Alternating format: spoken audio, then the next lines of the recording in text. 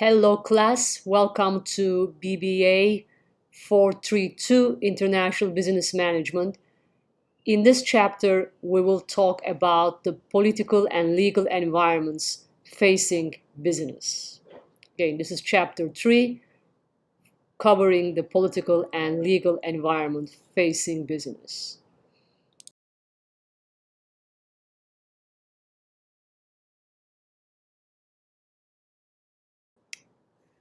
Here are the learning objectives of the class, mainly focusing on explaining how politics and laws influence international business practices.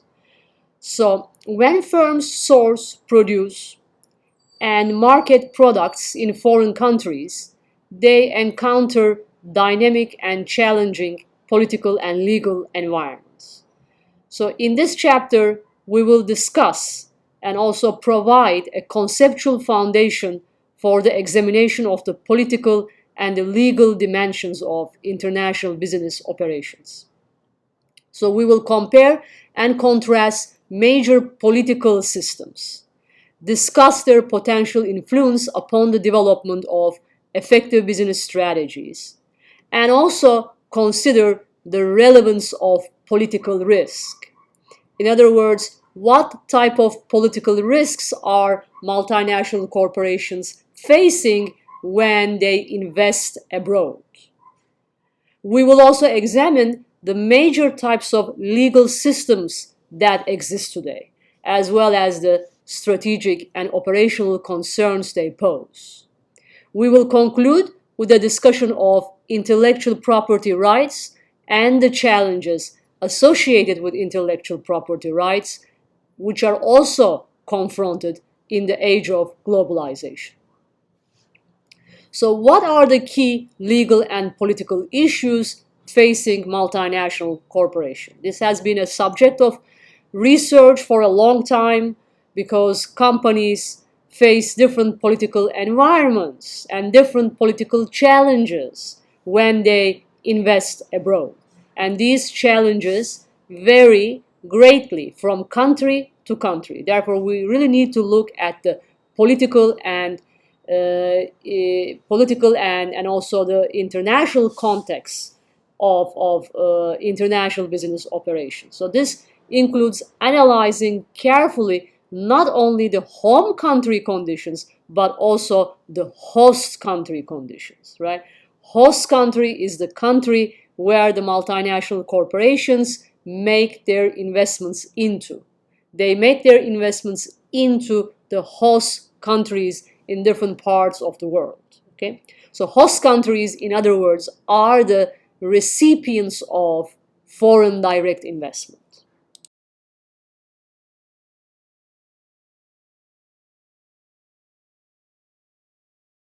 Okay?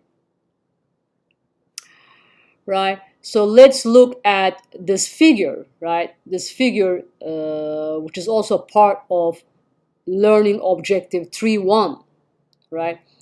This figure shows how the political and the legal forces affect international business. Because these forces, don't forget, they are not static. They're always and everywhere dynamic forces.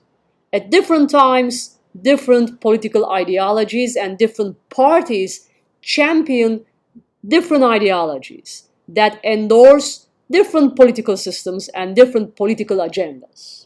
Okay?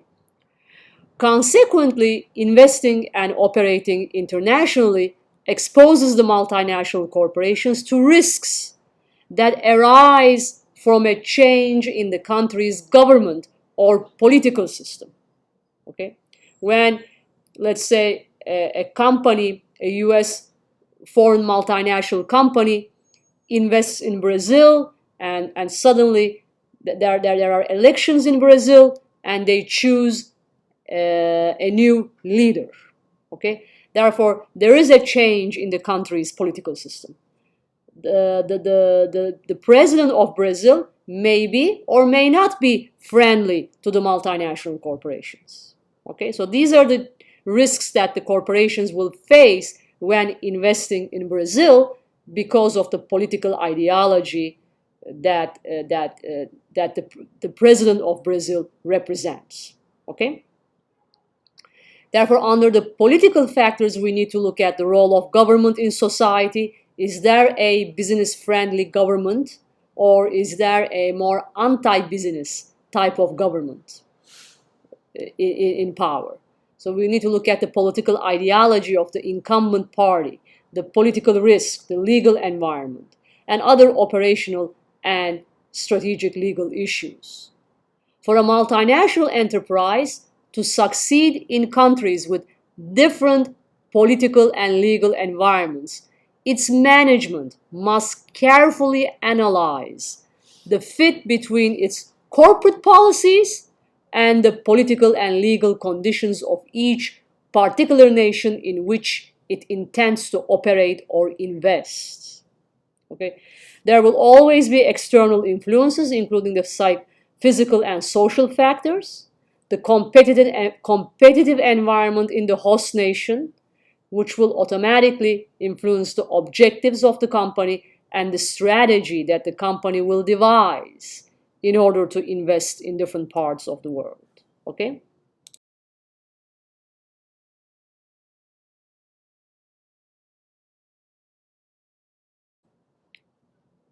Here is the map of the political risks, which also covers the learning objective 2, right, which is to appraise the principles and practices of the political environment.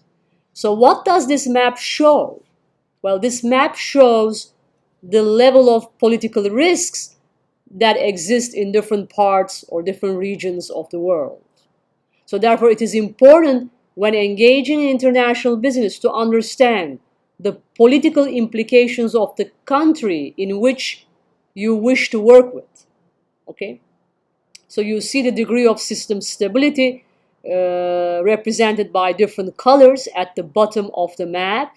Very high is blue, high is green, purple is medium, and low is yellow, and very low is like pinkish red. And there is no data under white, right? So the spectrum ranges from stable to unstable. As you can see, the most stable regions of the world economy is North American economies, including the United States and Canada, right? Followed by Scandinavian countries. So look at the risk level in Europe. It's high, but it's not very high. In Western European countries, the risk level is quite high, but not very high. It means they're stable, but not as stable as the Scandinavian and the North American countries, right? And then you see the medium level in developing parts of the world, including Russia, Latin America, Brazil. And then you see low in places like Argentina, Turkey, parts of Africa. And even the risk level is somewhat medium in European countries, such as Greece, Italy, Spain, the former communist countries, the Eastern European bloc. So as you can see, Europe sort of displays a large variety of risk level among the European Union members. Okay, so why is this the case? It's probably because the political and the legal environment.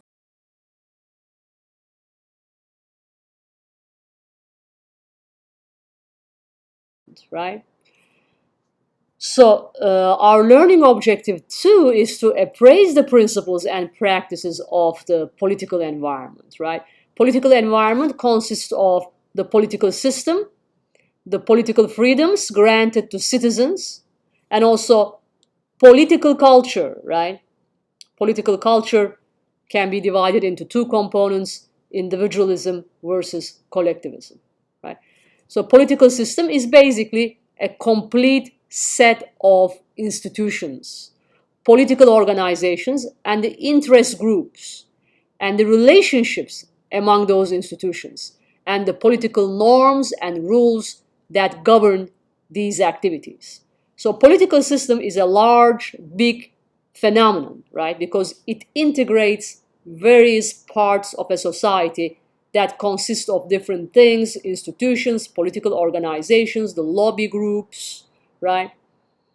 So it also influences the extent to which the government intervenes in business and the way in which business is conducted both domestically and internationally. Don't forget, the political system is like a functioning unit of analysis. It's a highly important functioning unit of analysis because it holds the society together, right? Whereas political freedom is the degree to which fair and competitive elections occur. Okay? Political freedom is not only about the rights and liberties granted to individuals or the citizens of the country. It is the degree to which fair and competitive elections occur. The extent to which individual and group freedoms are guaranteed, protected. And also, most importantly, it is the legitimacy ascribed to the rule of law and the existence of the freedom of expression. In a democracy, multinational corporations have the freedom to invest and operate based on economic but not political standards, right? So this is very, very important. Multinational companies are not interested in or should not be interested in political ideologies. What they are interested in, making money, and the environment which will enable them to make money. Okay? Managers and consumers, on the other hand, are free to do as they see fit in a business environment that promotes commerce and encourages trade. Okay? The signaling devices of market activities and not bureaucratic over-regulation organize the resource flows in a market, free market, capitalistic economy. And then political system, we also argued that consists of political culture, right? Political culture of a country has two components: individualism versus collectivism. Some cultures are more individualistic than other cultures because individualism emphasizes the primacy of individual freedom, self-expression, and personal independence, right? Like, think about the U.S. Declaration of Independence. I think U.S. Declaration of Independence is an excellent example that shows that we as citizens all have certain inalienable rights, right? Certain inalienable rights. That among these that are life, liberty, and pursuit of happiness, right? Those three things make up the American culture of individualism: life, liberty, and the pursuit of happiness. Collectivism, on the other hand, collectivist cultures, they are the exact opposite of individualistic cultures because they emphasize the primacy of the collective, the group. That collective can be a group, a party, a community, class, society, a caste system, or nation itself. So it emphasizes the primacy of the collective over the interests of the individual. No matter the importance of those who compose it, the whole of the collective trumps the sum of its individuals. Okay? Some societies are known to be more collectivistic than Western European and North American cultures, like Asian culture is known to be more collectivistic, or Middle Eastern cultures or African cultures or cultures in the developing world tend to be more collectivistic than the Western Anglo-Saxon cultures, right? So a nation's orientation, however, toward individualism and collectivism changes over time.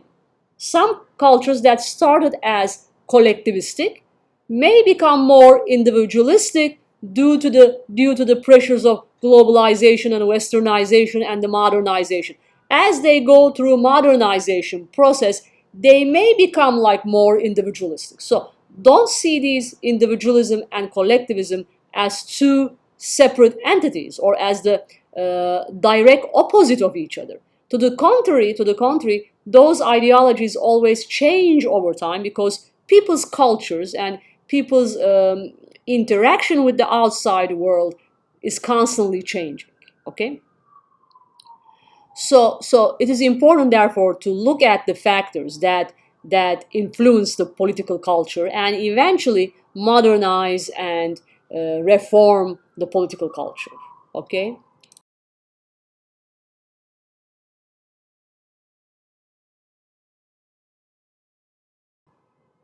So here is the issue.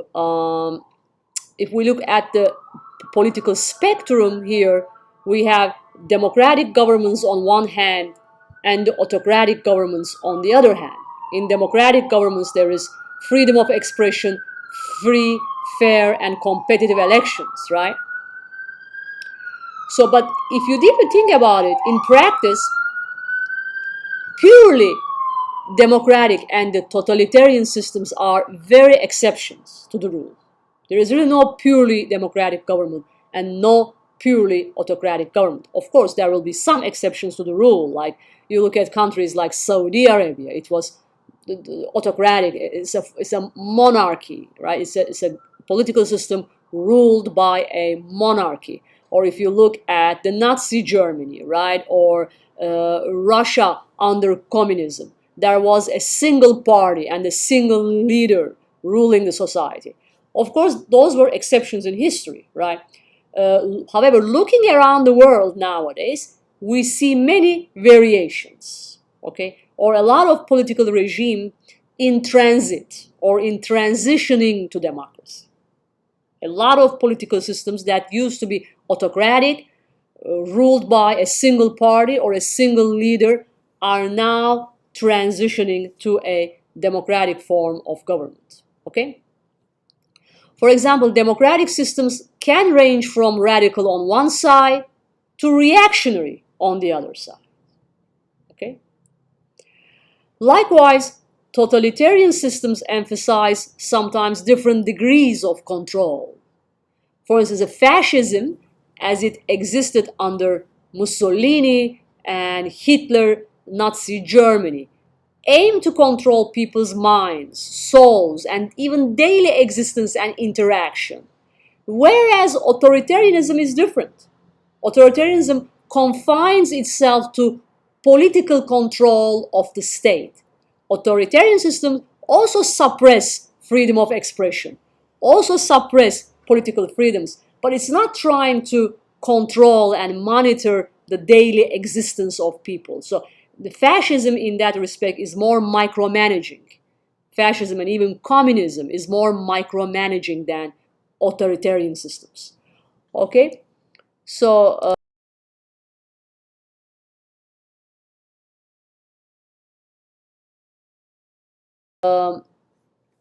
again, these are two uh, these are two concepts that seem to be the opposite of each other, right?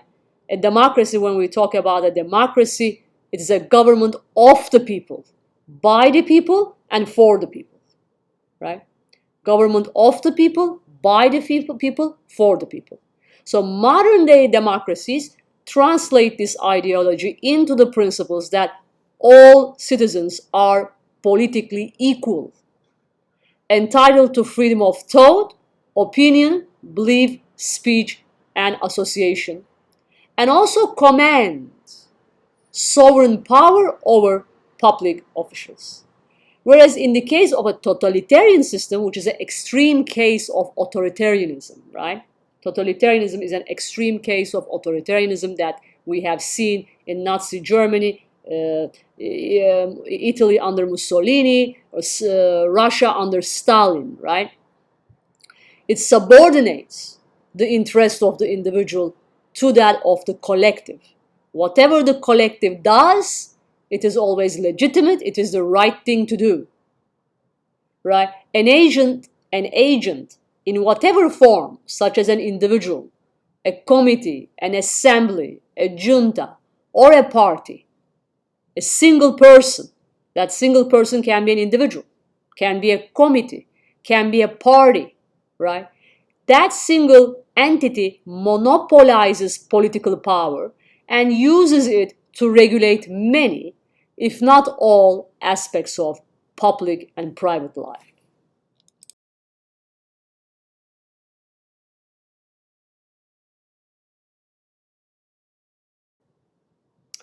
Let's look at the prominent types of democracies in the world.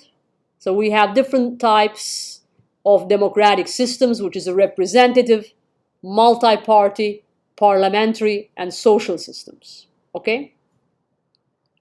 Again, the definition of the democracy, as you can see, originates from the Greek demokratia.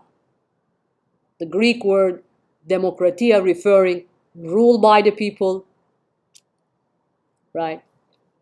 So translating the ideal of the rule by the people into a functioning political systems can take a variety of forms. Okay. Prominent types of totalitarianism, as I have mentioned, we're talking about Italian fascism or Russia under Stalin, or German fascism under Hitler. But again, there are modern day versions of authoritarianism, right? There are modern versions of authoritarianism, which include nowadays North Korea, right? North Korea, Chad, Turkmenistan, Kazakhstan, right? There's fascism, right? As in the case of German fascism and the Italian fascism, or the Spanish fascism under Franco. And then sometimes you might see the political system expressing or dominated by a single party that controls the elections and tolerates opposition as long as it does not challenge the predominant ideology and the state, and then suppresses other ideology. So that's the difference between, for instance, secularism, secular authoritarianism, from other types of totalitarian systems, right? Sometimes some authoritarian systems allow a degree of autonomy, allow a degree of dissent, right? As long as it does not challenge the state. Whereas theocracy is a different form of totalitarianism, because theocracy is basically, we're talking about a state ruled by a religious ideology. State ruled by a religious ideology.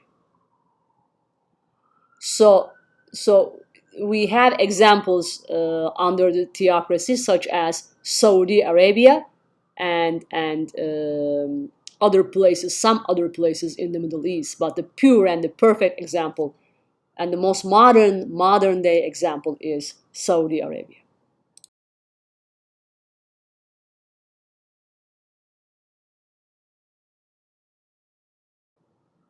Okay.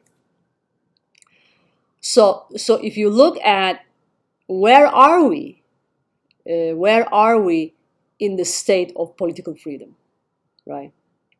So here we're trying to address the learning objective 3, discuss the contemporary significance and state of political freedom, right?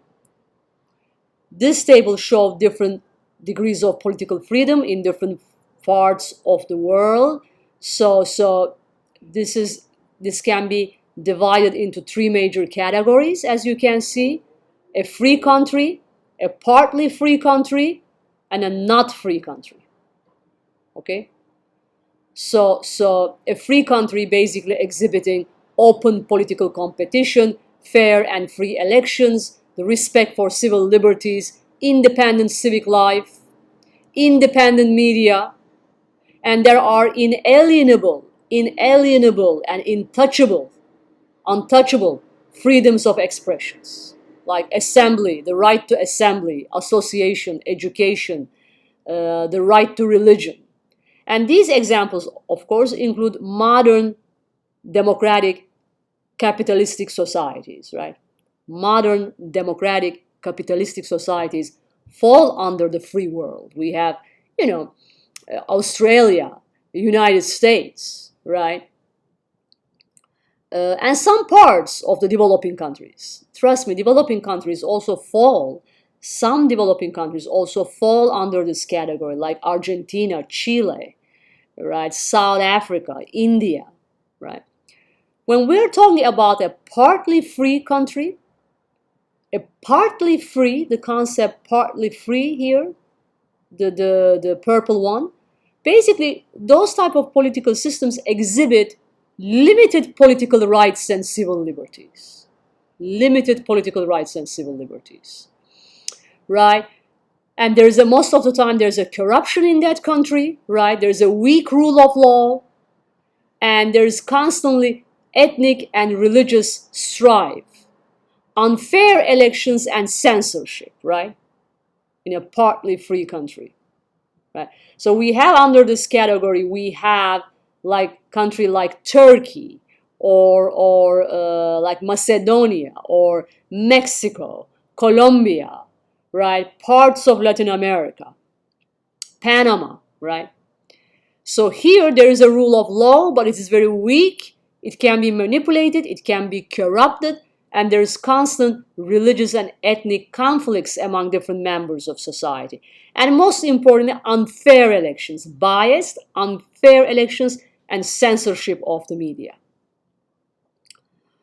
So examples, as I said, include Guatemala, Pakistan, Tanzania, right? Those are partly free nations. Mexico, Turkey. On the other hand, you look at a not free country. A not free country has few and almost no political rights and civil liberties, right? The government allows minimal to no exercise of personal choice, very minimal or no exercise of personal choice, relies on the rule of man as a single man operation, right? Relies on the rule of man as the basis of law, constrains religious and social freedoms, and controls a large share, if not all, of business activity.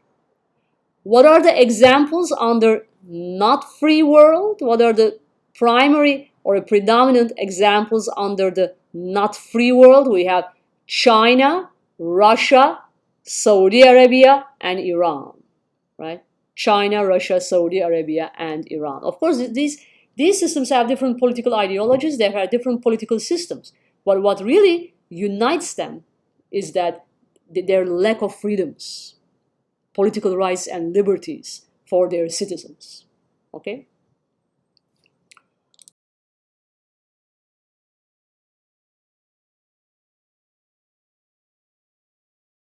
Okay? So, what about the contemporary state of political freedoms? Where are the political freedoms going? What has changed so far? Right?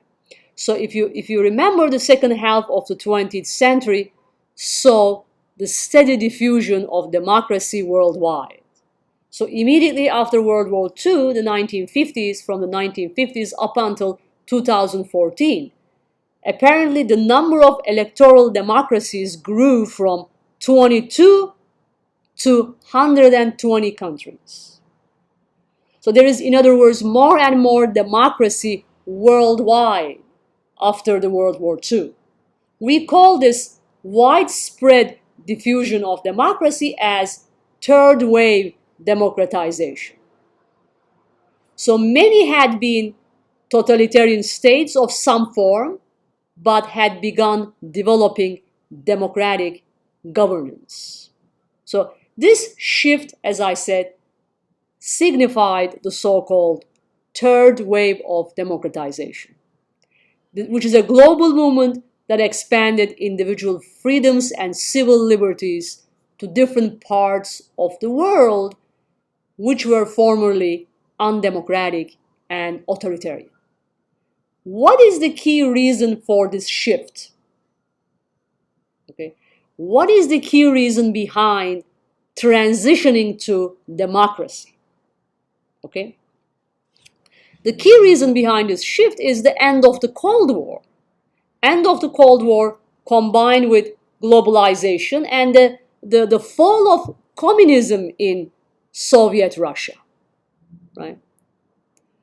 Communism most of the time toppled due to citizens' concerns about declining standards of life, technology, ease of communications, and great economic growth. Okay? They achieved some economic growth, but at the expense of individual and civil liberties, which also led to declining standards of life. Okay? So then people began to protest their own governments, and eventually those governments were replaced by more democratic form of governance. Okay?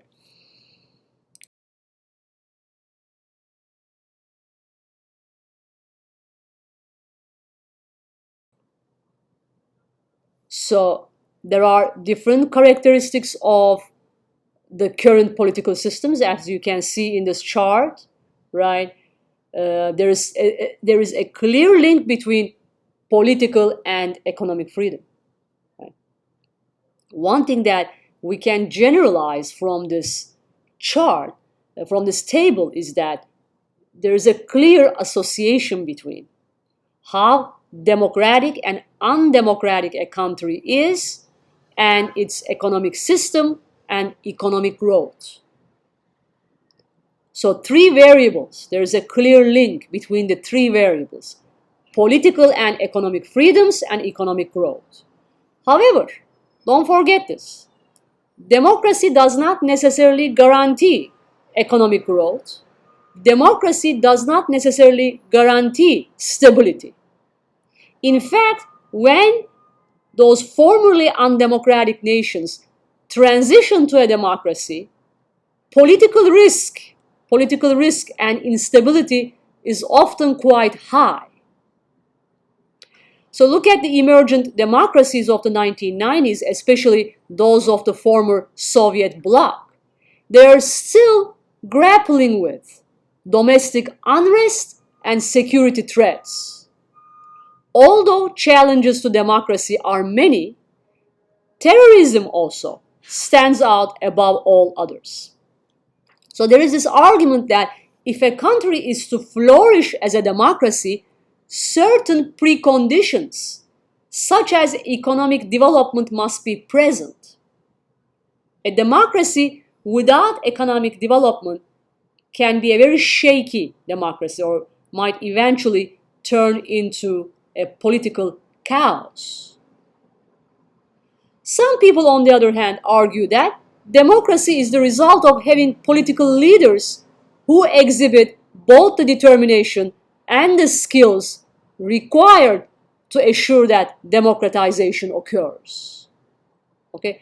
For us to think about the Soviet Russia's transitioning to democracy, that transitioning could not have happened without a leader like Gorbachev and later on Yeltsin, who took the power from the communists. So they try to promote democratization from within the system. But those were the elites that favored democratization. They had the determination and the skills required to assure that Russia moves towards a more democratic form of government. Still, others feel that indirect support may flow from, let's say, Asia's alternative conception of democracy, where economic freedom is progressing more rapidly than political freedoms. Okay? China is a very interesting case in point because it is an authoritarian regime, right? Political pluralism is absent or repressed by the state. Democratic institutions may exist, but only if they do not represent a major threat to the single party rule. So, but China is an interesting mix because it has focused on capitalism and economic growth. in the belief that growth solves most of the problems. Okay? So it is a politically undemocratic system, but while it is also promoting economic growth and capitalism. Okay? If democracy, on the other hand, proves resilient and resourceful, then multinational corporations will face the task of adjusting their operations during periods of economic crisis. But then if democracy falters, then managers will face the task of rethinking their operations in a world of increasing state control and repression. Again, this whole business of adjusting to the political environment, right, is very important. Multinational companies should carefully monitor the political environment before they invest in other countries, right?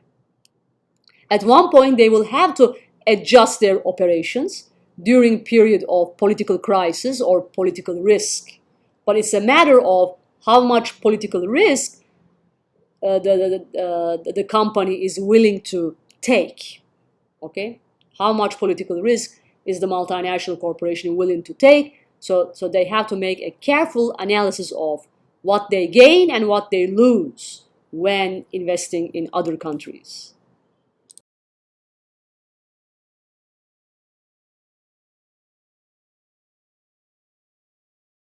Okay, what's a political risk? Well, obviously the political risk derives from political decisions, events, or conditions that change or dramatically alter a country's business environment of the value of their investment, and then can easily threaten the sustainability of multinational operations. Imagine, a political risk is something like when there was a revolution in Cuba, right? A leader like Fidel Castro took over and he nationalized the American companies operating in Cuba. When he nationalized them, this represented a huge political risk to American companies. They could not even leave. I mean, their property was nationalized by the government, right? So no matter a company operates in Canada, Cambodia, Cuba, Chad, or Cameroon, they face the risk that the political events in the host country will adversely affect its operational objectives, strategic goals, and the profitability. They might be subject to a number of regulations that might limit or restrict their activities, or the worst case scenario might happen when the government takes over and nationalizes the subsidiary or the branch of the multinational corporation. So there are different levels of risks, and it is up to the MNE to decide and to carefully monitor the political environment before making an investment decision. Okay?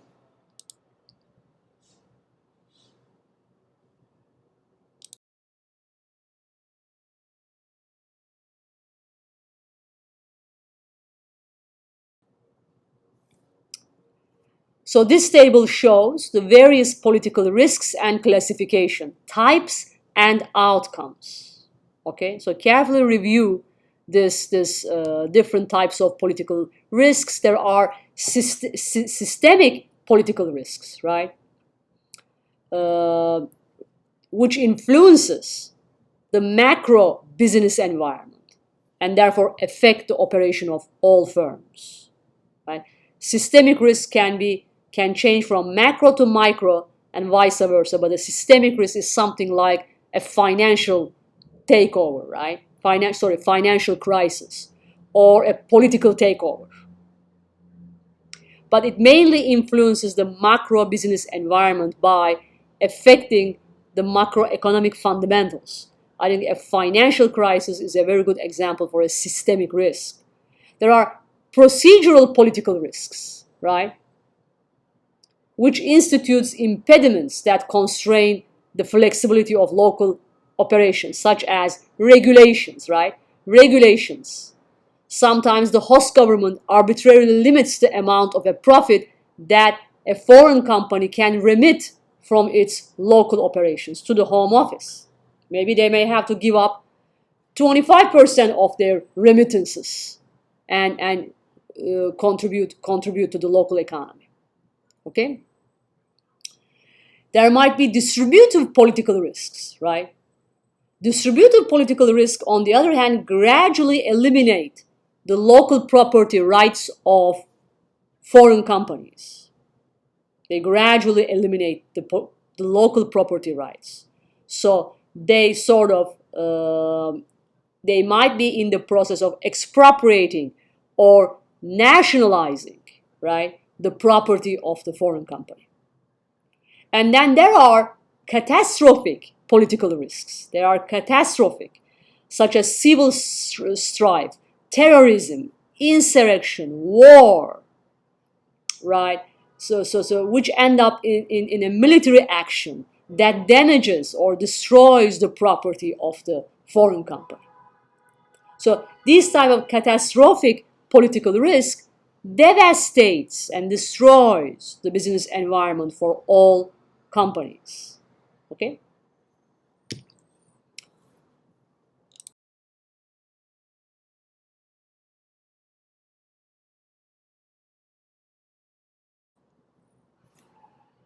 On the other hand, the legal environment is a little bit different than the political environment, because legal environment consists of the rules and the regulation, right? The legal system is the mechanism for conceiving, stipulating, interpreting, and enforcing the laws in a formal jurisdiction.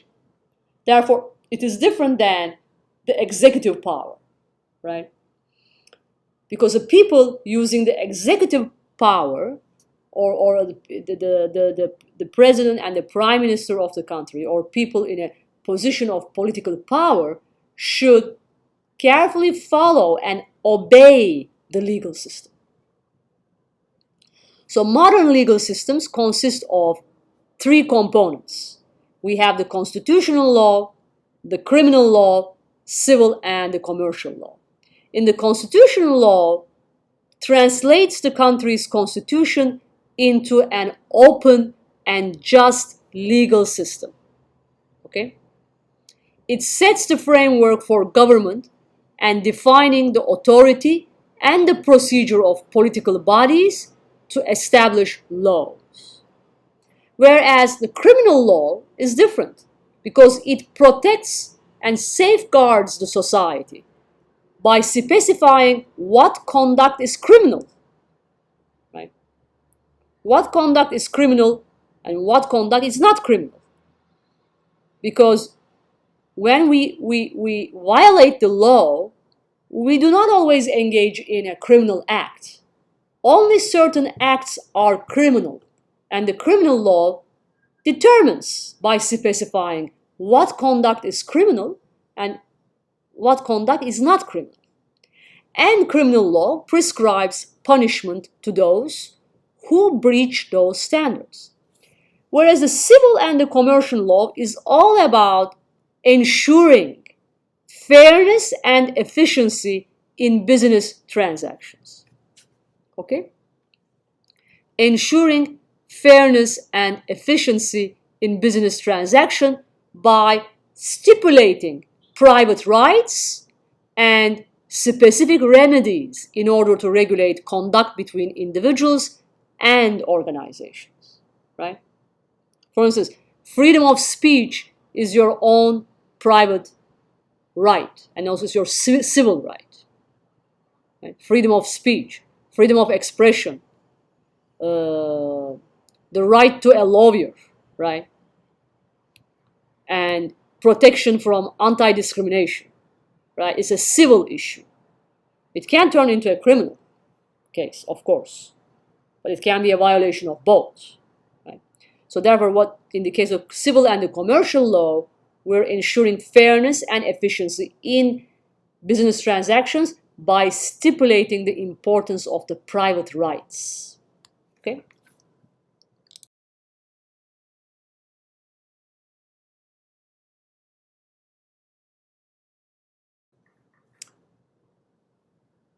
So If you look at the worldwide legal systems, you see a huge variety and differences in the ways in which the legal systems operate, right? So in some countries we have the civil law, the common law, Muslim law, meaning a theocratic religious law, customary law, and you might find mixture, right? So let's discuss each. So in this case, this map shows the various types of legal systems, right? When we talk about the common law, a common law, which is kind of practiced in the United States, Canada, and Australia, right? It's a system that relies on tradition. And it's always judge-made precedents. A written law is important, but not as much as judges' precedents. That's why we have Supreme Court in this country that are establishing certain precedents, right? So this is a system, in other words, that relies on tradition, judge-made precedents, and usage over time. So it respects established case law in resolving the disputes. Okay? It doesn't mean that the law does not play a role. It does play a role when disputes occur. So you need to go and look at the book, like what the book says, what the Constitution says. But judge-made precedents are as important as written laws in this particular case. A civil system, a civil law system, on the other hand, relies on the systematic codification of accessible and detailed laws. Right? Systematic codification of accessible and detailed laws. It assigns political officials rather than government-employed judges the responsibility to translate legal principles into a compendium of regulatory statutes. As you can see, most of Europe is civil law. Most of Europe, Latin America, practices civil law. If you look at the Muslim law or a theocratic law, which is the case in places like Saudi Arabia, or in some countries in Africa, or most of the Middle East, right? It's a system that relies on a religious doctrine, precepts and beliefs, and also what the Holy Book says. Okay, it might be a particular interpretation of the Holy Book, but the religious doctrine is derived from the Holy Book. Okay. On the other hand, we had the customary law. It reflects the wisdom of daily experiences, or more formally, enduring spiritual legacies and time-honored philosophical outlooks. Customary law you can find in parts of China, right, in parts of Asia. A mixed legal system results when a nation uses two or more of the preceding types. As you can see, those mixtures in many parts of the developing world, including Africa, India, and East Asia.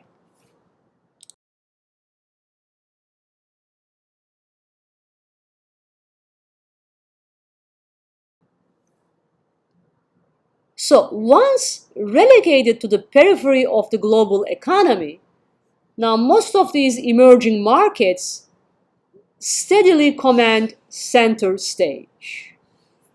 Their economies began to expand, increasingly framing interpretation of legal trends. Therefore, managers of multinational companies must assess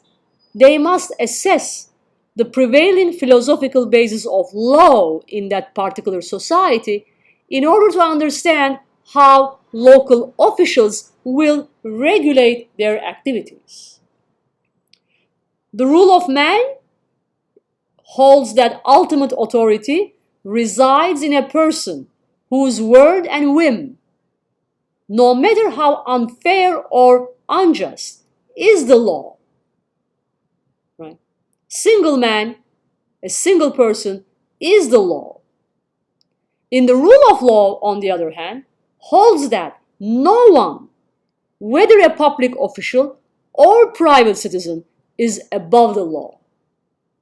So the rule of law represents democratic, capitalistic societies, whereas the rule of men represents authoritarian, undemocratic types of political systems, which can also be capitalistic. Don't forget, Saudi Arabia has a capitalistic economy, but it is also undemocratic. Right? So capitalism, the development of capitalism, does not necessarily guarantee democracy. Democracy and capitalism go hand in hand most of the time. But capitalism does not necessarily assure or guarantee democratic rights and freedoms, as we have seen in the case of Saudi Arabia or China and so forth and so on.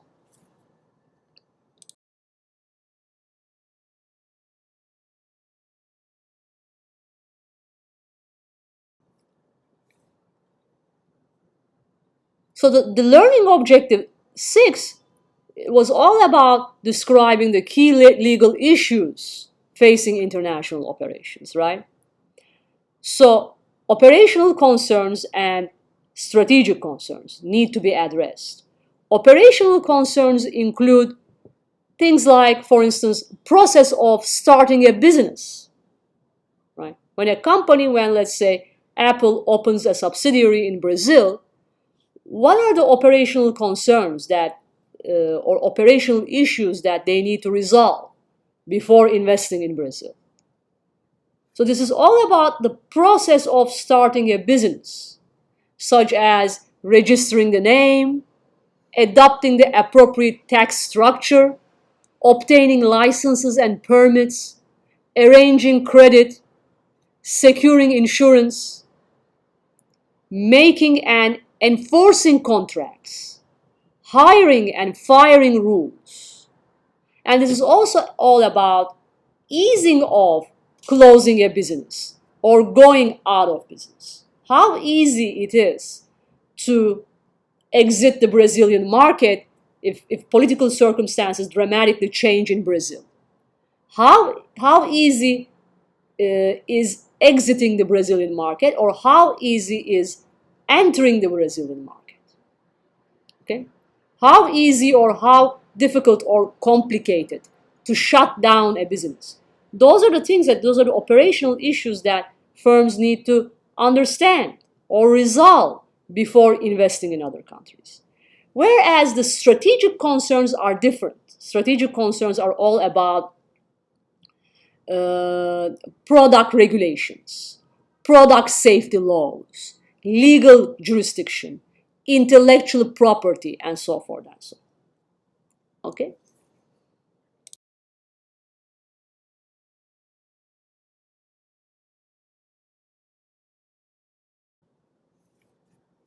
So if you look at the ease of doing business in various countries, how easy is it to start a company from scratch? How is it easy or how flexible is it to do business in various countries? So you look at the World Bank data, which ranks 185 countries on their respective ease of doing business. So the higher the score, the more favorable and the less restrictive the business environment. Okay? So the ease of business index averages the country's percentile rankings on 10 dimensions. Starting a business, dealing with construction permits, employing workers, registering property, and so forth and so on. As you can see, Singapore is the best, doing its best in terms of the ease of doing business. Higher the score, the more favorable the business environment.